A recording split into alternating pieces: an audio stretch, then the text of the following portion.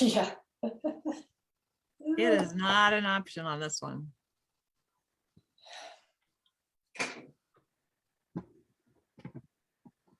And naturally I have them. All right, welcome everyone. We are here live today with the NDILC Speak Out with this incredible council and with the, how do I want to put this? We are talking about Speak Out, and the idea is that here we have all our council members, right?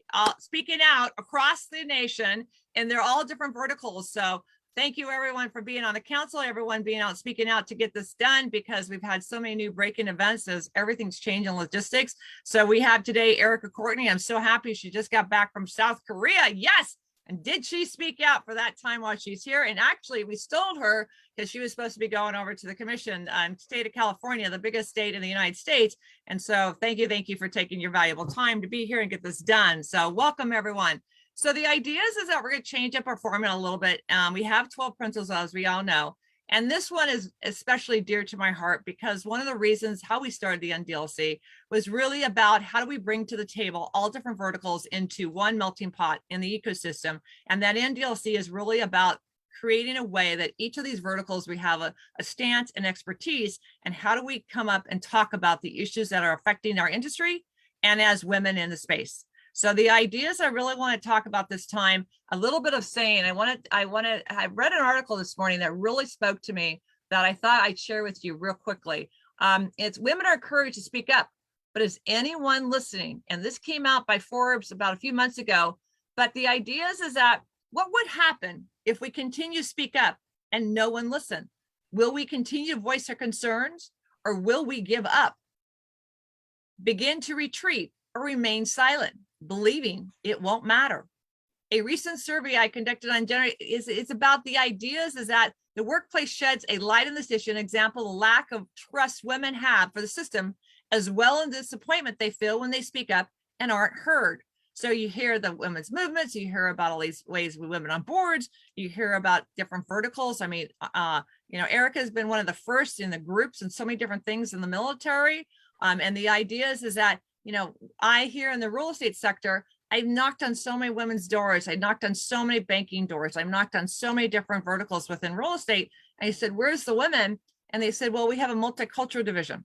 It was Asian, Hispanic, and African-American. I said, great. Where in there is the women's movement? Where is the talk about how we can help women? How can we help advance women in the highest level in the C-suite, but also the economic for the business owners for women? So that idea is that here we are today, and we see it all over the place. People champion, people talking about it, but is there action really taking? So Erica, I want to pose to you the question. You were there with all your counterparts around the world in South Korea talking about how we can help, women's peace security, and how we can, as a gender advisor, help all the different things going on. So you did an incredible thing. I'd like to share, if you don't mind, a few minutes about what that Speak Up did for you while you were there. Yeah, sure. So I went there working with the Status of Forces Agreement people. They work on treaties, things that happened from the Armistice Agreement in 1953 on, which sort of didn't stop, but halted the war between North and South Korea. So the first day I was there listening to the exercise as if the North Koreans were going to come and invade South Korea. And I noticed immediately that the gap was the human piece to the planning, which was, wow, there's 51 million people on this peninsula, and we have 600,000 Department of Defense and our international partners that would need to be evacuated quickly. And how was that going to happen? And then I started looking into lessons learned from Libya when we were evacuating people from Egypt. And then, of course, I was part of the Afghanistan refugee resettlement, and that was the largest evacuation in history of 123,000 people. Boy, what would South Korea look like at 600,000 plus 51 million people on a tiny little peninsula? So, the general was asking questions about this, and I have some experience, and Anybody who knows me, if there's a question and I can help answer it, I'll get in. So I gave his aide my bio and got 15 minutes with him and kind of opened his eyes to the human aspect of what we experienced from the Afghanistan standpoint, and how a lot of times women and children are the ones that are overlooked, and how that can affect your operation big time, whether it's in conflict or crisis. The legal ramifications, just the basic necessities that weren't being met. So then he said, oh my gosh, that was great. Can you teach my staff? So I did a class to the staff, and I was getting in front of, a British 3-star and some others, and working with the New Zealanders, the Brits, the Australians, the Canadians, you name it.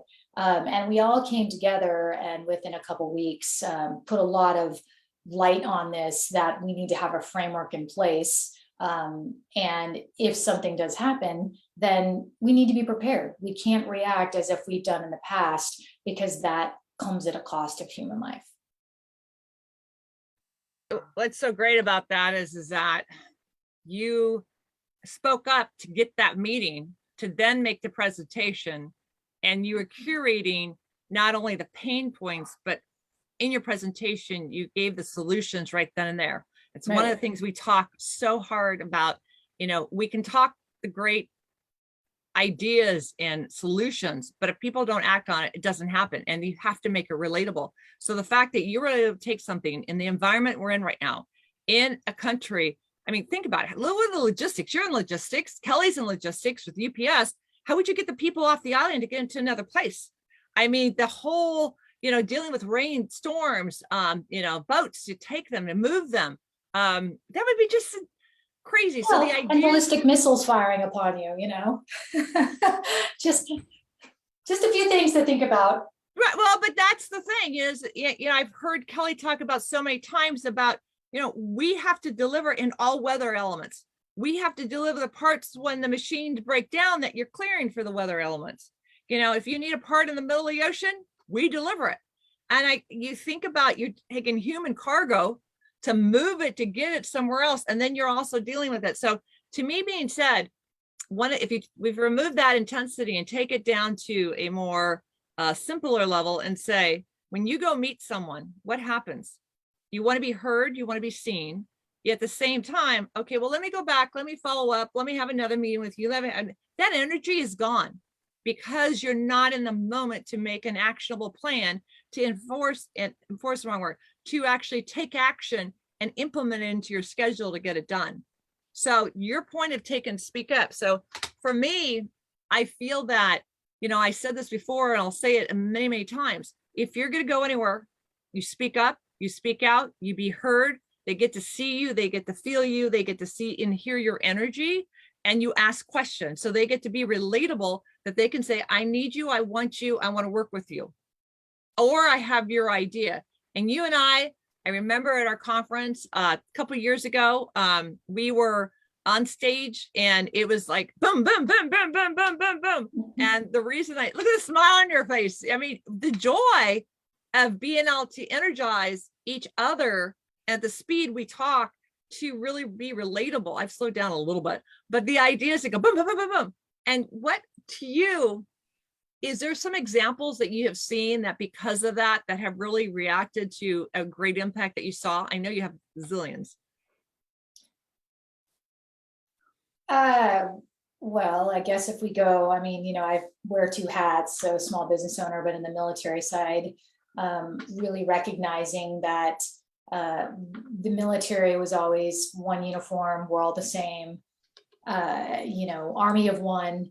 And over time, corporations and even the military recognize that there are differentiating types of opinions or point of views that can really add value to the planning process or, the policy, whatever it may be. So, I always say, get a seat at the table, find a place where you can make positive impact, whether that's direct, you're the face, or indirect, working behind the scenes on legislation or policy, or making connections. So working on the Women, Peace and Security policy at the Pentagon. There's just a couple of us working on it, but essentially it has the ability to impact millions of women, not only in our country, but overseas, in the way that we interact with disenfranchised personnel, which isn't just always women, it's disenfranchised men. It could be tribal or sect issues, could be genocide going on, but ensuring that the needs of all people and ensuring that we're listening to all people in conflict and crisis makes us better. We have better situational awareness. We understand what's going on better. And women generally have more equity in peace and security in their communities, which is what we're striving to do. So yeah, getting myself, being offered different jobs at the Pentagon, that one spoke to me. And, I'm really proud of what we were able to accomplish. And now, we're 2 years into it, and, we've got a long way to go compared to some of our international partners, but we're on the right path. When you first told me about it, I was so blown away, because it was like, it's about women and protecting the women and children from the men carrying guns. And it was really hard for me to quantify that and put that in perspective, thinking about, okay, so the wars, okay, and yet we were not in a very high conflict or visible, or, most people don't relate to it. I guess the best way of putting it, right? Look what we are now. We have 4 million in Poland from Ukraine. We have all these other things that are happening that we all know that we all don't want to talk about on a regular basis. And if we go down the path to where we lived in a Cold War, where I did back in the day, what is that going to look like? And so women outlive men. We talk about this all day long, and the idea is that women provide. We don't get paid to have children. We don't get paid to take care of challenges that we have to deal with our siblings or our friends, and then we take care of our parents. Where in that process do we get paid for any of that? Yet still, we want to have a career. We still want to be something of us, do something for ourselves. And that being said, here you now throw on the piece of, okay, well, we're trying to protect ourselves from the men carrying the guns. We're the women going off that was ripped out. We have the children. At what point do our complexity of our life and still dealing with the hormonal process of having the children, which is a whole nother thing with Raid versus Road that just came up. This is a time that we need to integrate. And yet the level of keeping our mind set, our body set, and waking up every day feeling that we've got this. How do you're going from one extreme to the other. How do we help our listeners and those who watch us on YouTube and everything else, that we get incredible shares, to feel when we speak up, yet at the same time, we ourselves might be internalizing things that we haven't shown? Yeah, my undergrad was communications. So there's a message and there's a receiver, and how was that message received? And that requires a little bit of follow-up on your end, because you may think someone received a message, but it turned out that that's not the message you wanted to push out. I always say, just what's your passion? Again, what's making you angry? What makes you excited? And that gets you through all of, dealing and navigating with the naysayers, or the haters. And you asked a question earlier, like, how do you push that message out? It could be just basic one-to-one interactions. It could be your social media. It could be your right to protest. It's, again, having a seat at the table, legislation, making sure that you've got some position of influence somewhere, seat on committees or boards, having a voice that shapes a corporation or, an organization, publications such as NAWRB or books or whatever it may be out there. You can write letters to your congressman. Just make sure that whatever you're passionate about is being heard, and then you have to take action. Being passive, a lot of people are passive right now because they don't want to ruffle people's feathers, but you've got to be willing to take the risk to put yourself out there and shake up the system. And life is a fight. I always say life is a fight to my kids. Nothing comes easy. So you got to have that fight in you, and sometimes it gets heavy. Sometimes you want to kind of retreat. You're the same way, Desiree. You're running in a million directions. but what's keeping you going? And all of us women on the council, we've been fighting for 20, 30 years for whatever it is. And we're ready to pass that torch. And I'm always like, where are those women behind me? Whether it's in small business or in advocacy or, government, I mean, you name it, we've got low numbers everywhere. So we are willing and able to mentor that next generation, which we do. Because as my mother says, who was a child of the 60s, who fought for women's rights and all the things that they did, I don't know what it was about us Generation Xers, but we kind of took it for granted, and slowly laws and things that, really protected women were picked away, and we had our eyes shut because we took those rights for granted. And we have gone backwards. I mean, you listen to Gloria Steinem or any of those women, it's like, we've gone backwards from the 60s and we're continuing to go backwards. So for the young women who think that us older women don't need to fight, or for you, well, when you get a little older and you start getting a little more involved, you're going to realize that there are inequities and your voice needs to be heard. Everything you just said, thousandfold agree. And the sad part is that even look at our principle. It said unconscious bias is present, but ignoring it only perpetuates it. Take a stand and speak out.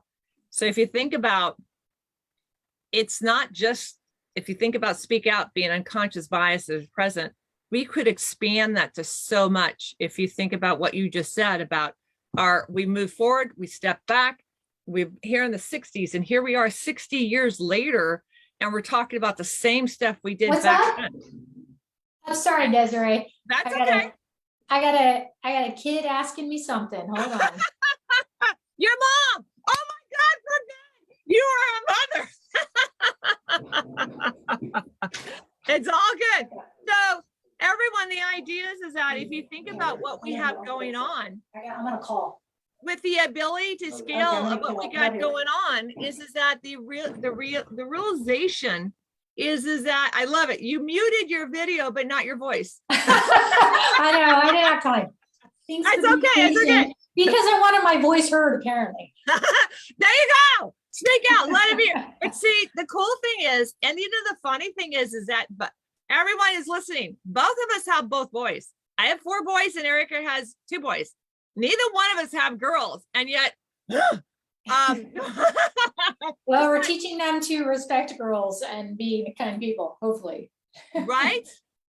But the idea, and be strong and be respectable, not only to women, but the causes that are out there, to make sure that they understand the pain points that mom, dad, and families go through. We are making more, I don't want to say we're providing the guidance. It's up to them to embrace it, to go forward. We can't do anything about it.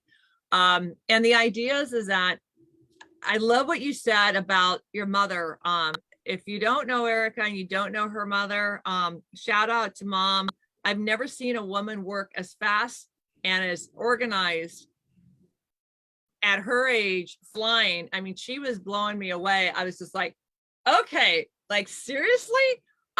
Just insane. And the idea is in a good way, in the sense of just so quick in movement, having that sharpness and ability to be so focused, I think really drives our inertia of saying, we have a cause, we're going to do it, we're going to take it. And that's where I think the ability of speak out and stand up and take a cause, and not just, oh, I sent the email, I left a message, what we do in work, follow through, make it done, and get the action, because you have to be in for the long haul. If you think about you and your career, you went in, you went out, you're back in, and you realize the opportunity is now to strike hard, versus maybe it wasn't the right path, and you found your entrepreneurial through Zulu Time, through 2020 Vet, all these different ways to really embrace the civilian life and entrepreneurship, and the military, to merge those together with private and government together. That is, I think, the beauty of speaking out. But back to the scenario I was saying about the unconscious bias, in our statement, we really would have to look at that. In my opinion, we could change that to really about speaking out that not just unconscious bias, but the equity of having opportunity to have a voice to speak out. You know, if you think about the article I just read. So for me, I have found that when you don't take a specific cause, people start thinking, well, she just touched that. Okay, it's a one and done. It's a one and done, to your point. So what did I do to make a difference? You guys, I apologize. I'm in my new office. I'm trying to get this laptop to sit. It keeps sliding around. So it is one of those things, but we're going to make this work. We're going to sit this. So if you see me jiggling, it's not because I started belting in the morning, you know, it's kind of like one of those things. But anyway, so I have a knee propped up and I got this going. Anyway, so my point is that follow through your passion, make sure it commits long-term, and keep it going no matter what derails you. It's okay to pause for a moment, to reset, restructure, recharge. But the idea is that you've got to keep it in the back of your mind and make everyone know that you're still doing it, you're still working on it. You're just retooling, turning the dial as we went through the change. Because that the greatest thing about the pandemic is that allowed us to see that we got challenges coming. It's not just about COVID anymore. It's about the uncertainty of supply chain, the war, women going back. I mean, if you'd have told me that this would ever come up in Roe versus Wade, as it did just right now from speaking out, I would have said, man, not going to happen. And here we are. And the reactionary, yes, you got a lot of people protesting, a lot of people out there, but the idea is internal strength to make it happen, and knowing what to do this time, and having the strength to know that we can't just let bygone be bygones and let it sit, I think is where the power of the women have come in, and the old timers showing us how to get engaged to making sure the younger generation pay it forward. And also the people who might have not engaged before must engage now. What do you think? Yeah, I mean, I would say the world is full of sheep. You know, not everybody can lead, but there are ways to get involved, you know, to where you're comfortable. Most people in life just settle. They kind of work the same job their whole life. They never really take a stand. They, again, don't want to kind of ruffle the feathers and be seen as, you know, like a troublemaker or whatever it may be. There's ways to do these things tactfully and skillfully and strategically. You know, you don't have to be the one out there, you know, freaking out and throwing a tantrum. You know, the news likes to show that. You know, how can you affect change in a way that you're comfortable with? You know, look at Ruth Bader Ginsburg and her history. You know, she was the quiet one. She's the one that was like, no, I'm not going to be out there protesting and making a big stink, but I'm going to find my own way, and I'm going to do that through the judicial system. Now, granted, not everybody can be RBG, but, you know, again, it's a method. You know, so you had the Gloria Steinems, and then you had her, and they were affecting change in their own way through media or through, you know, the power of networks and bringing women together. So, you know, again, the world's problems are so big right now, and everybody feels a little bit paralyzed. You know, where do I start? Everything's a mess. You know, you want to climate change and the wars and the pandemic stuff and, you know, the economy. And I mean, it is really easy to get sucked into the news cycle and feel depressed and anxious. I just can't watch the news much anymore. I mean, I'll turn it on for a little while, but, you know, again, what can you do? What can you affect? Is that just in your household? Is that in your community? You know, where can you make positive change? And we can't affect the presidency or the Congress or the Supreme Court. You know, I mean, we can try, but again, what can you do that will fulfill you and make it to where you're part of that solution? To your point earlier, it's like, I've never been taught, nor will I ever be the person that just complains. It's like, I'm going to think through it and I'm going to offer you some solutions, you know, and then the military, we call them courses of action. Here's 1, 2, 3. You know, I always think that way. What's my plan A, my plan B, and my plan C? Because plan A usually falls to the wayside. So how are you going to maneuver yourself around the nose or the friction? You know, how are you going to get to that end point? What does that look like? This is where my strategist mind comes out. But, if you want to be here and you're here, everybody's gonna be like making it very difficult on a linear path. Figure out how to skirt those lines and get what you need done, without breaking the law. I love it. Yeah. Well, I call it, what is your secret sauce? No matter who you are, what you do, how you do it, find your secret sauce and make it and perfect it. And your sauce can change. Your taste can change. Like you said, the idea is that, what I like this year versus what I like in 10 years from now or 20 years, or what I liked as a child can be very, very different. And the idea is that create that image of you've got this. And I think from a very, the way we've been sustainable here at Interby and me personally is I've never taken sides in the political arena. I take issues because if anyone believes everything about one party or one, politics is ugly. It's just not good. And so you've got to take up what it means. And there's some surveys going on. Are you more afraid of climate, or are you more afraid of what's going on with wars? Which is one's going to be more, going to be impactful to us? And they're often tied. Right? Lack of resources, I want gas and oil. Water, strife, right? Well, you're in San Francisco. I'm down here in Irvine. We're dealing with drought. We're dealing with the driest years in the 1,000 years. We're dealing with who's going to shut off their water or not. We're dealing with countries that have no water. We're dealing with countries that have 135 to 145 degree weather. It's not humanly sustainable.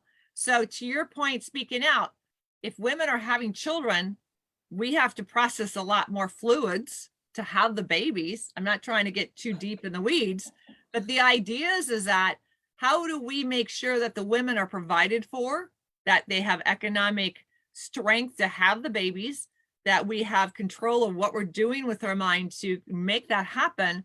But at the same time, this is where the speak out really hits my home in saying, don't be silent, be comfortable, but be uncomfortable being comfortable.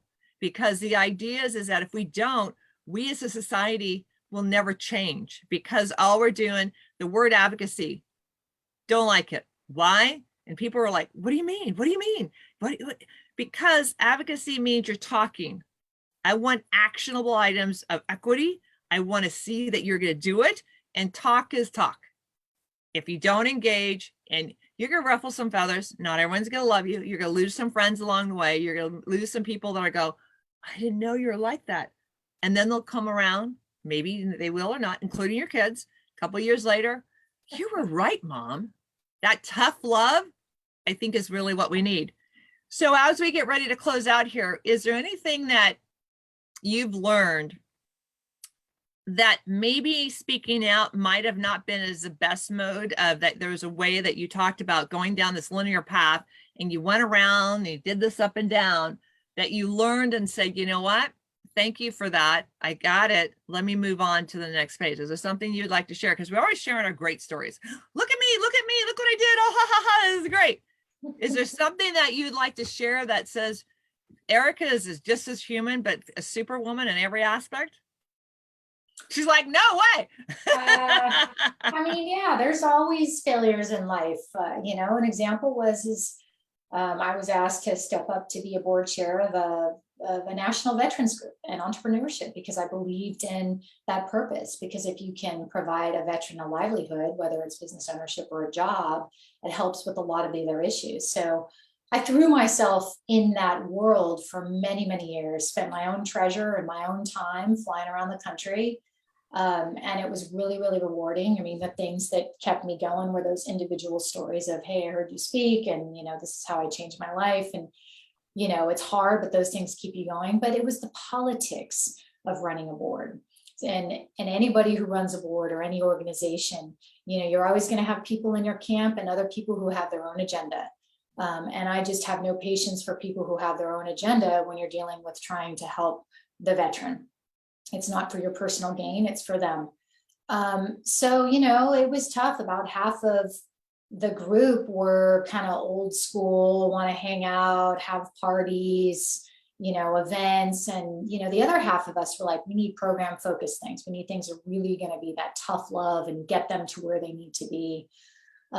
So it was difficult. And after my tenure was up, I was like, I'm done. I need a break. As you said, I needed to step back, because, I see things sort of right and wrong. And if I feel things, people are on their own agendas, I have a hard time with that.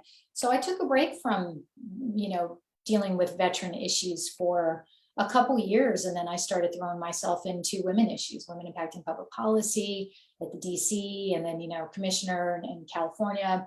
But then I found a way, the universe works in strange ways, is to marry the two. Women veterans are often ignored. They're often the invisible veteran. And they have more issues than our male veterans. And I said, you know what, there's enough men to deal with the male veteran issues. I think I'm going to focus on women veterans. And so that's kind of how my journey came along. But I needed to step back for a little while because it was overwhelming. And there was a lot of problems. And the last thing I needed to deal with was sort of old school thinking. I'm trying to move the needle forward. Zulu time, something that you had developed 7-8 years ago and brought it to the table now. And hopefully, we launch in Oakland this year to bring this to the actual take action in it, because it happened right before COVID.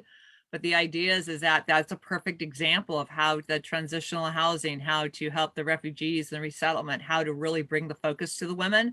And I've seen you evolved in the years that I've known you, from meeting you at Women Impacting Public Policy, to see that, the focus is that we can have these other organizations doing it, but what is my purpose and my cause? And you've honed it in so incredible.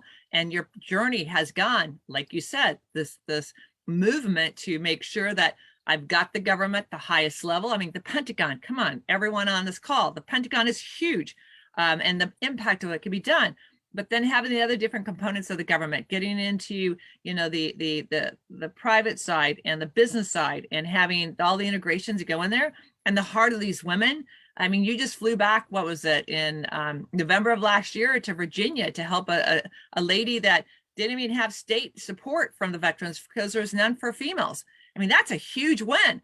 Granted, it wasn't a numbers, but it was a woman in the military, had gotten out, and she had no support from the system, and she'd been lost. And you, again, took your own time, your own money, your own resources, and still fighting the fight for this lady. That's an incredible win. My story is that if you think about what we're doing is that I was trying so hard to help all different small businesses, people who in real estate, the individual person or the bigger player at access to capital. And I realized the complexity of way I think was not the perfect marriage, because if you weren't already in the skill set of being an entrepreneur or understanding complexity, it kind of just went ching. And so you still see that. But the idea is that once I learned that dealing with the senior executives, being part of major institutions or people who were dealing with complexity of what they were handling in a very high efficient and a high volatility placement, I gelled. I really excelled at it. And so that was a real hard awakening for me to take those navigational. So everything that I've done for the last 40 years has now cultivated to where I am today. But had I not taken that step back, like you talk about, for a couple of years and retool, repurpose, is real estate my lane? Well, yeah, because everything we do now, live, work, exist, survive, is all around that aspect. And so instead of being the actual land of it or the house of it, it's every aspect of it, to the whole ethos of it.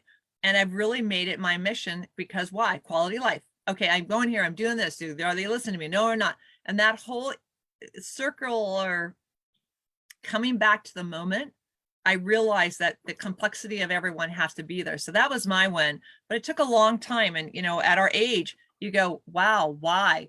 But at the same time, I've shown now people, it's not how you look, it's how you got here and the journey behind your depth of going in.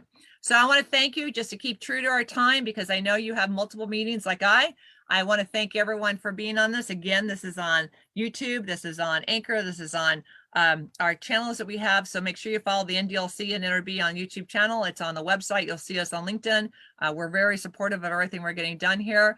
But I want to make sure that everyone knows about our next month we're going to have, and this is the entire month. So make sure if you have a story that you spoke out somewhere, that you continue to speak out, especially what we got on it. It's past or present. we want to hear about it. But I want to show everyone that for next month, talk about this. Speak out. What was the second part of it? Listen. Never assume anything about anyone. Everyone has their own story that makes them who they are. To the point of Erica, you follow up, you make sure, because if they don't absorb you and listen to you and act on it, this means nothing of our conversation. So thank you very much, Erica, for your incredible Thank you, Desiree. You're friendship amazing. support. Yeah. All right. You be great. Thank you, everyone. We'll see you next week and we'll talk to you later. Take care. Bye-bye.